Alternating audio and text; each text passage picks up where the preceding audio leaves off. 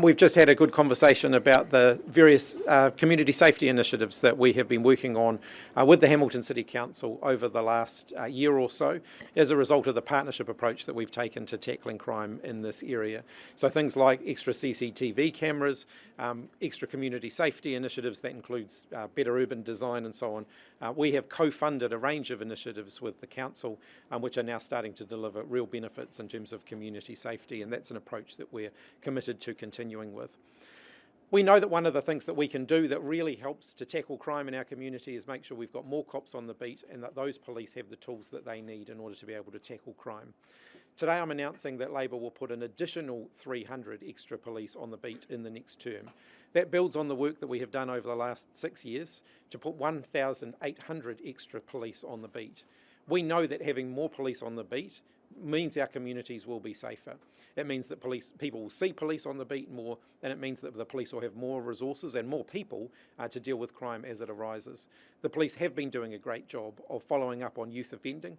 They've also been doing a great job of making sure that they are cracking down on gang activity. So there have been a lot of prosecutions, a lot of charges against gangs because of the work that, because of the influence that they are having on the level of crime in our communities, and we're backing the police to continue with that job. Extra police on the beat will be good for New Zealand. Our track record here is a very strong one, 1,800 extra police on the beat. When we came into government, there was about one police officer for around about every 540 New Zealanders. We've got that down to about one police officer for every 480 New Zealanders. This announcement, the extra 300 that we're committing to today, will get that down to one to about 470 New Zealanders. We think that that's really good progress, and we're also committed to changing the law where we need to make sure the police have got the tools that they need to crack down on crime. You delivered 1,800 new police officers, but we've seen dairy owners, liquor store owners just getting hammered by those ram raids. Backed off a bit lately. But would an extra 300 police officers really make a difference there, do you think? It will make a difference because it will mean that the police have more people out on the beat who can follow up on those crimes. But that's not the only thing that we're doing. We also want to get those young people out of the cycle of crime. I don't want those young people doing that offending in the first place. Extra community safety initiatives, like the ones that we have been looking at today, have a mix of making it harder for people to commit crime, but they've also got quite an emphasis on preventing that criminal offending in the first place. How many of the 300 are actual frontline police? They will all be sworn police officers. Yeah. And is the 300 taking into account attrition? So it's 300 extra? That's correct. Not just 300. So current funding allows for attrition, and it also allows for extra growth to accommodate for population growth so that we keep that 1 to 480 ratio. This will allow us, the extra 300 will go further than both of those things. 300 is not very aspirational, is it, when you compare it to 1,800? If you also consider the fact that we're going to be recruiting extra to keep up with population growth, and we're going to be recruiting extra to deal with attrition, it means that the police college is still going to be very busy. Will you commit to 24/7 security staff at every ED in the country? I think we need to continue to work through Te Whatu Ora to make sure that our emergency departments are safe. As I said the other day, I acknowledge that our emergency departments in hospitals often see people when they are at their worst, and I do think that staff safety is something that the people who are managing the hospitals need to take very seriously, and we will work with them to make sure that those concerns around staff safety are properly addressed. Can I just get you to answer the question, will you commit to 24/7 security staff at every ED in the country? I'm not sure that that's going to be required in every instance, but what we will do is work with the staff who are expressing legitimate concerns about their safety as to how we can best address that. And if extra security is required, of course we will work with the people who are running Te Whatu Ora, who are running the hospital, to make sure extra security is put in place where it's needed. And will you commit to appropriate staffing of all mental health facilities as pledged in the 2019 mental health budget package? We're continuing to upskill, to train more people in the mental health workforce. We've made good progress. That doesn't mean our job is done. So I'm absolutely committed to the commitments that we have previously made. Sort of going around, and I'm still committed to that, but we've still got more work to do to train the workforce that we need to be able to achieve all of those things. Budget cycles are 4 years. You pledged that money back in 2019. It's more than 4 years since 2019. What's happened? And we've scaled up the workforce, we've scaled up the training, and many of those jobs actually require at least 4 years worth of training before you do them. So we have increased the number of people we're training in the mental health workforce. we've been building a new approach to mental health from the ground up. So, for example, the Access and Choice initiative, which was also funded through that budget and package, has now delivered over 1 million counselling sessions across the country. That took a while to scale up because, of course, we had to recruit the people to do that work. It is now delivering at a much greater rate than the country ever has before. You've considered new laws around gang convoys. What are you thinking? I might ask the Minister of Police and Justice to provide some more details on that one. So we've already made some good progress in terms of legislation targeting fleeing drivers and also the CAIL, or the Criminal Activity Intervention Legislation Bill. Both those have had some really good progress in adding extra tools for police. What we're announcing today is specifically targeting convoys. So if there would be an intent to intimidate the public and 2 or more driving along committing some infringements, that would give police the opportunity then to be able to take those vehicles. Gang members often going to like a funeral. In situations where we have large-scale convoys that are disrupting people going about their daily lives, this is an opportunity for police to use this as a way of taking those vehicles and restoring law and order. To be clear, would they be able to stop convoys on their way to attacking? What they are able to do and what they do now is they take note of all the vehicles and they're able to go and seize those vehicles after the time if it's not physically possible to do it at the time. Trapping people on the way to a funeral? No, what happens right now, and it's happened in Tauranga recently, is police use the CCTV footage to identify those vehicles when they've made traffic infringements or committed other offences, and then steps are taken to then impound those vehicles. Brian Tamaki, when his protests come to Parliament,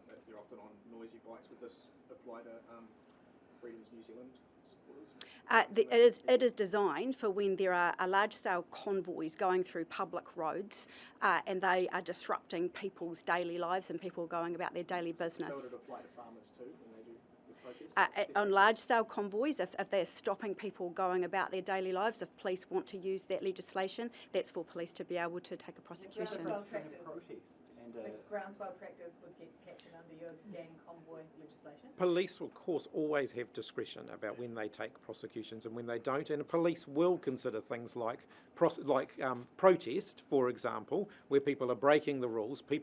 Police will and do now consider where people breaking the rules, if they're doing that in a form of protest, they always have discretion not to prosecute. They always had discretion to do this in the first place, then why are you introducing the law? So this is a new law. So currently there for fleeing drivers, there's laws for seizing vehicles, and also under the CAIL legislation there's some opportunity there, but it has been in some instances difficult for police to bring a prosecution and seize vehicles on those large-scale organised crime convoys. Would this have stopped the convoy that parked outside Parliament for a month?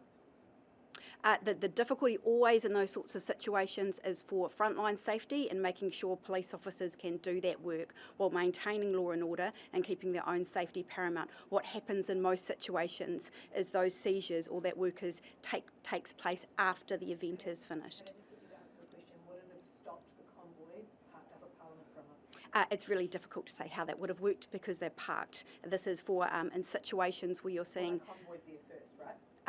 It would be difficult to apply that in that situation, and I'm not prepared to understand how that might have applied in those circumstances. 300 officers, will they be deployed across the country or in particular regions?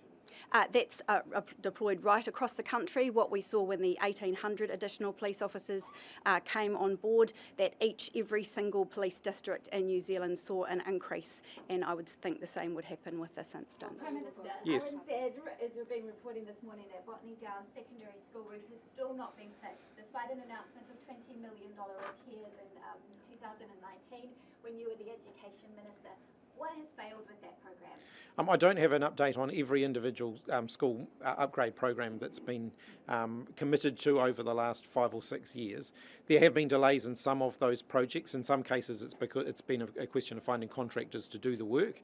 In other cases, there has been a constant need to be looking at where the most pressing needs are first. I'm happy to follow up that individual project, though. That'd be great. Yeah. I mean, roof tiles are falling into classrooms for some people's entire secondary education. They might have been having a leaky roof at their school. Would you be happy if that was your this? Absolutely not, and I'm not satisfied with the state of school property across the country. We're spending a lot of money on school property at the moment, upgrading it, but we're also doing that in an environment where the cost of doing all of those projects is continuing to escalate as well. So the Ministry of Education are doing their best with the funding that they've got available to really catch up and to deal with those most urgent needs.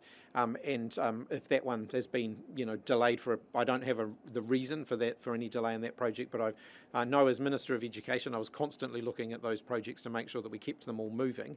Happy to follow up on whether that one has particularly stalled. What will National's immigration and foreign buyers policies do to the housing market? We believe that the Nationals National's decision to allow foreign buyers back into the New Zealand housing market will ultimately increase New Zealand house prices and therefore make it more difficult for New Zealanders to buy those homes. Will Labor have a campaign fund? Haven't decided on the last few weeks of the campaign yet and what the exact sort of shape of that will look like. We're not going to have one in the next few weeks. National wants to scrap the median wage requirement for tourism and hospitality work visas. Will this lead to more exploitation? Sorry, what was that? National wants to scrap the median wage requirement for tourism and hospitality work visas. Will this lead to more exploitation? I think it could well lead to more exploitation. It could also lead to New Zealanders who are willing to do the work for a decent amount of pay being shut out of that work. Did disabled Kiwis get free public transport under your government? If they have a community services card, yes, they do. You sure? If community services card holders are eligible for free public transport. Why didn't it extend to total mobility, which is what Michael Wood had promised? I understand there's been some issues around the way this was communicated. We've increased the funding for total mobility holders because total mobility is actually designed to be a scheme for those with disabilities who can't use public transport. So it's effectively a taxi service for those with disabilities who can't use it, and we've increased the funding to make that more widely available. I do understand that in the communication of that, some of that communication has been mixed up, and so I've made sure that the team are going back to correct that. I don't want any information out there that isn't a completely accurate portrayal of where the extra funding has been going. You put out an attack ad against National saying National's taxpaying cuts free public transport for disabled Kiwis. Is that true? As I have said, I have asked the team to go back and make sure that everything that they have done in that space is accurate. I haven't had the opportunity to look at that one in particular, but I have made it very clear that anything that's not completely accurate needs to be removed. You guys are just spreading misinformation in this campaign, aren't you? As I've set a pretty clear standard. I want everything. Now, there's plenty in the National Party's policies to attack that is actually what they are proposing. So I've made it very clear that I want to make sure that that is what we are focused on. Is it a sign of your desperation that you're not telling the truth? No. 26% in the Waikato Times poll this morning. How did that make you feel? Well, that poll was taken a few weeks ago before the campaign had even launched. Campaign's just getting underway. A poll is a poll, and nobody's voted yet. So we've still got plenty to do over the next 5.5 weeks. And the two candidates behind you on that poll, they're not likely to make it back into Parliament. Well, sorry, what was that? The two candidates behind you for the Hamilton seats and the MP who's retiring, they're not likely to make it back into Parliament. Do you need to put in a bit more effort here in the Waikato? Well, the MP who's retiring won't be making it back into Parliament because he's decided he doesn't want to be. But it's still early days in this campaign. There's still 5.5 weeks to go, and we're out there campaigning vigorously. I think when New Zealanders hear about the policies that we have just announced, including free dental care for the under 30s, including removing GST off fruit and vegetables, and the other targeted cost of living measures that we're putting in place, I think that that's a compelling reason to vote for Labor, and so we'll be out there campaigning hard. National has also proposed today that it would lift the working holiday visa age from 30 to 35 for all eligible countries, not just the UK. Is that a good idea? It's a step away from the reciprocity that we have in our working holiday visa schemes at the moment. We've certainly been open as a government to lifting the age of eligibility for working holiday visas. I think the UK was the most recent one where we extended that to 35. But we normally try and use that as a bargaining tool so that we can do that on a reciprocal basis with those countries to give Kiwis who want to do working holidays in those countries better access. By doing it unilaterally, we potentially rob Kiwis who want to go abroad and have a working holiday abroad with that same opportunity. There's been a couple of public polls now that have had you below 30. If you don't get above 30 in the election result, will you stand down? As I've said, don't have a plan B. I'm not 100% asking focused. I'm not asking you if you lose. If you get under 30, will you stand down? If that happens, you can ask me the day after the election. Right. Why don't you just make a commitment now? Like the Labor Party shouldn't be getting under 30, right? I'm not focused on losing, I'm focused on winning. Right. Can you? Absolutely. Campaign is just getting started. Right. Other questions? Okay.